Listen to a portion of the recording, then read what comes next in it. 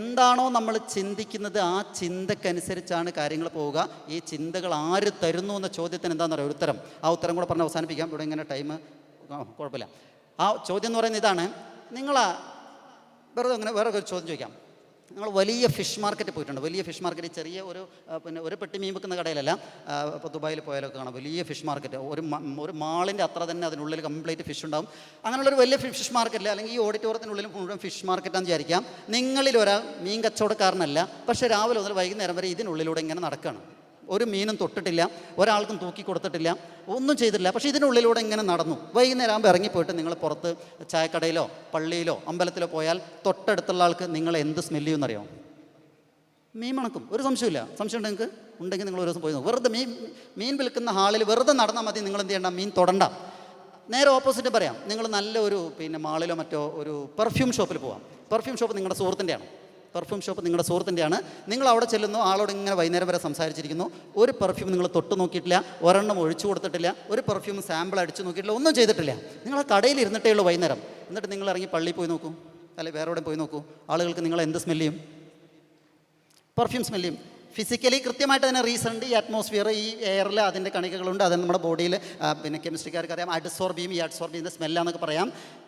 But in reality എന്താ സംഭവം എന്ന് വെച്ചാൽ, ആരാണോ നമ്മുടെ ചുറ്റുമുള്ളത്, എന്താണോ നമ്മുടെ ചുറ്റുമുള്ളത്, എൻവയോൺമെൻറ്റാണ് നമ്മുടെ ചിന്തകളും ജീവിതവും ഒക്കെ തീരുമാനിക്കുന്നത്.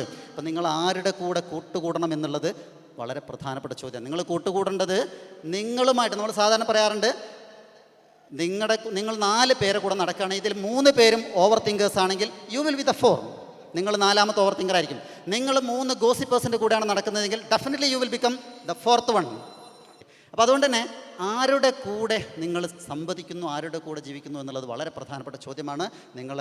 നിങ്ങളുടെ കൂട്ടുകെട്ട് എന്ന് പറയുന്നത് എപ്പോഴും നിങ്ങൾ എന്തായി മാറാൻ ആഗ്രഹിക്കുന്നുവോ അതുമായി ബന്ധപ്പെട്ടവരിൽ മാത്രമാവുക.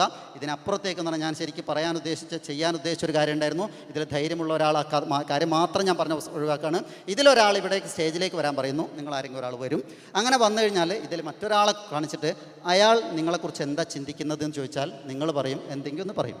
സത്യത്തിൽ അയാൾ നിങ്ങളെക്കുറിച്ച് ആലോചിച്ചിട്ട് പോലും ഉണ്ടാവില്ല. ഈ ലോകത്താരും ആരെക്കുറിച്ച് ചിന്തിക്കുന്നില്ല. നിങ്ങൾക്ക് ഞാനിങ്ങനെ നടന്നതിൽ കയറി വരുമ്പോൾ എൻ്റെ ഉള്ളിൽ വരിക, നിങ്ങളൊക്കെ എന്നെ നോക്കുന്നുണ്ടാവും.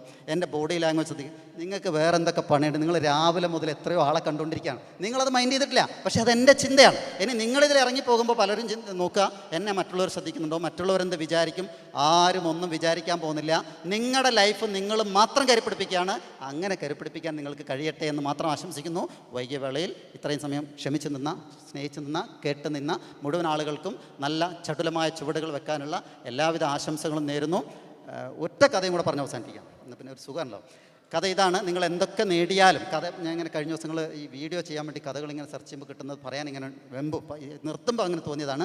ഒരു മിന്നാമിനിങ്ങും, അത് നിങ്ങളുടെ മനസ്സിലിട്ട് വെച്ചോളൂ. ഒരു മിന്നാമിനിങ് ഇങ്ങനെ നിൽക്കുമ്പോൾ ഒരു പാമ്പ് ബാക്കിൽ തന്നെ വരികയാണ് മിന്നാമിനെ പിടിക്കാൻ വേണ്ടി. അപ്പോൾ മിന്നാമിന് പറന്ന് പോകുന്നു. മിന്നാമിന് എത്രയൊക്കെ പോകുന്നു, അപ്പോൾ തന്നെ പാമ്പ് പുറകെ തന്നെ വരികയാണ്. കുറേ എത്തിയപ്പോൾ മിന്നാമിന് തിരിച്ച് നിന്നിട്ട് പാമ്പിനോട് ചോദിക്കൂ, അല്ല പാമ്പേ, നിന്നെ ഞാൻ എന്തെങ്കിലും ഉപദ്രവിച്ചോ? ഇല്ല. നിനക്ക് ഞാൻ ഏതെങ്കിലും അർത്ഥത്തിൽ ശത്രുവാണോ? ഇല്ല. നിൻ്റെ ഭക്ഷണം ഞാൻ കട്ടെടുത്തിട്ടുണ്ടോ? ഇല്ല. നിൻ്റെ കുടുംബത്തിന് ഞാൻ എന്തെങ്കിലും പറഞ്ഞിട്ടുണ്ടോ? ഇല്ല. പിന്നെ എന്തിനാ നിങ്ങൾ എന്നെ ഇങ്ങനെ പിന്തുടരുന്നത്? ഒന്നുമില്ല. നിൻ്റെ ആ വെളിച്ചം അതെന്നെ അലോസരപ്പെടുത്തുന്നുണ്ട്. നിൻ്റെ ആ വെളിച്ചം എന്നെ അലോസരപ്പെടുത്തുന്നുണ്ട്.